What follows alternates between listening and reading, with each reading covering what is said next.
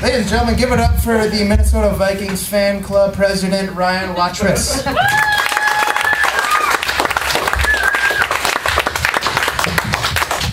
going on, guys? Woo! Hey! Woo! The mic. I'm trying to. Okay. So it's like the closest I'm ever going to come to a my 90s rap career that I thought I was going to have when I was a kid. I was the kid in school that was hanging up shirtless Ja Rule pictures on his locker. But none of my dreams really panned out, so whatever. One of my biggest dreams was to be the first white Harlem Globetrotter. And so, I'd practice out on the court or whatever. The dog poop driveway. Our dogs would poop in the driveway. And, I got pretty good. And one fateful day, I went to school, and I remember it pretty well, September 11th, 2001. And when I came home, I heard the worst news that I've ever heard. And it was that the Harlem Globetrotters just announced that they inducted the Pope as an honorary Globetrotter.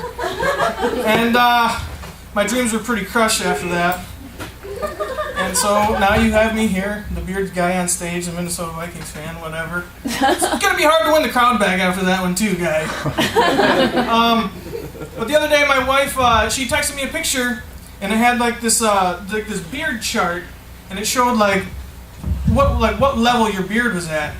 And she texted me and she's like, "Hey, your beard's in between grandpa and wizard. You should probably trim that." And I just thought that was pretty hypocritical of her, because her bush was in between the Mongolian warlord and sea captain stage.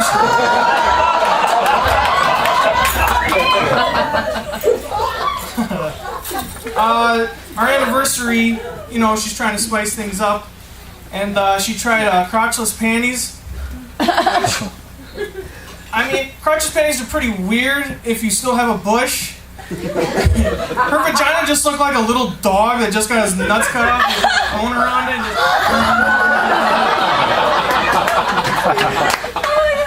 I still did it though. I try to keep my balls shaved. Try. It's difficult at times. Because it's not really for aesthetics. Because let's be honest, I'm not really gonna make this dick look any better than what it already is. It's more for functionality at this point, because if my wife's gonna give me a hand job, it's basically like a jigsaw puzzle that makes her just wonder where her life went wrong, just trying to find it. And I can't really blame her, because I've seen myself down there, and it's not good. And I thought it was good, except for the other day, I was looking at my dick while I was masturbating, and I'm thinking, this isn't a bad looking dick. It's not bad. And then I was like, I wonder what the bottom side looks like. Hey guys, have you ever seen the bottom of your dick? I had an 86 Fiero that kind of resembled my dick. The body of it was, was perfect, pristine shape. But then you look under the bottom of it, and it's all rusted, and it's moist down there, and it smells like antifreeze. It's like there's mice living up, in the body panels and stuff, just under my fold. It looks like I just traveled through the Serengeti, because there's a little bit of hair on the bottom. It's like I picked up some brush or something. So, I know what she's going through, and frankly, I wouldn't want to suck it either, so. But, some guys, they want to make a sex tape, and to be completely honest, I can think of nothing worse. I've accidentally seen myself have sex. And I'm not talking just masturbating and your screen goes black and you see the reflection of yourself.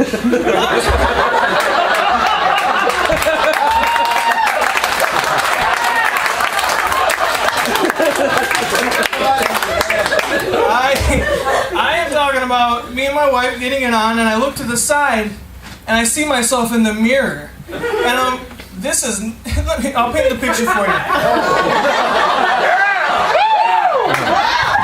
If I was to think of a prison rape scene in the showers, and there's three guys getting it on with the prison bitch, I'm the three guys guys. There's a piece of skin over here. I don't even know where that comes from. Just gotta put it over your shoulder.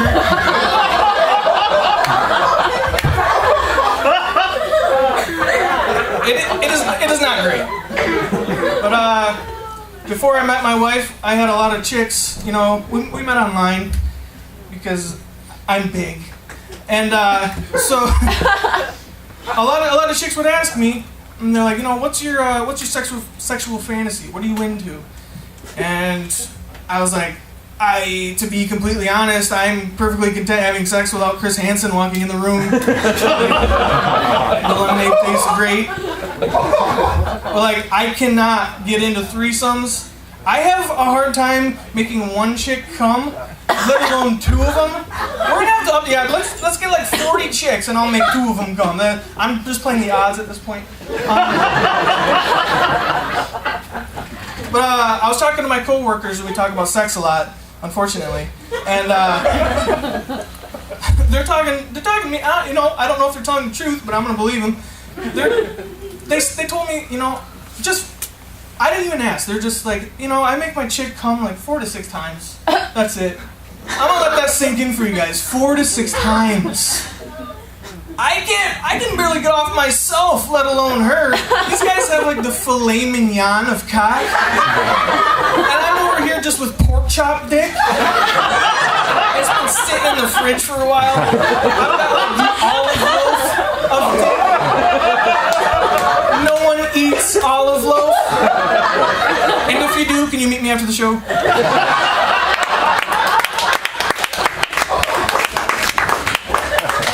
You know, that's just a problem I have. And after they told me that, I was just like praying to God, and you know, most guys in this case would, I think, God, please just make my dick grow a little bit more.